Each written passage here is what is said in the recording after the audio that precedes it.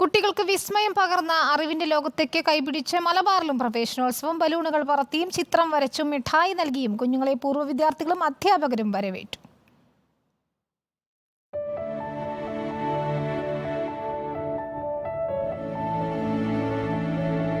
അക്ഷരമുറ്റത്തേക്ക് കുരുന്നുകളെ വരവേറ്റ് പ്രവേശനോത്സവം കളിപ്പാട്ടങ്ങളും സെൽഫി പോയിന്റുകളും മധുര പലഹാരങ്ങളും വിതരണം ചെയ്താണ് കുട്ടികളെ സ്കൂൾ അങ്കണത്തിലേക്ക് കൈപിടിച്ചത്.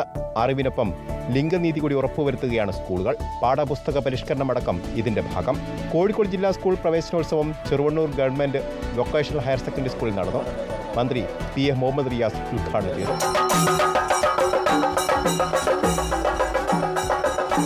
4 ലക്ഷത്തോളം കുരുന്നുകളാണ് പാലക്കാട് ജില്ലയിൽ പ്രവേശനം നേടിയത്. ജില്ലാതല പ്രവേശനോത്സവം ഗവൺമെന്റ് GHS സ്കൂളിൽ മന്ത്രി MB രാജേഷ് ഉദ്ഘാടനം ചെയ്തു.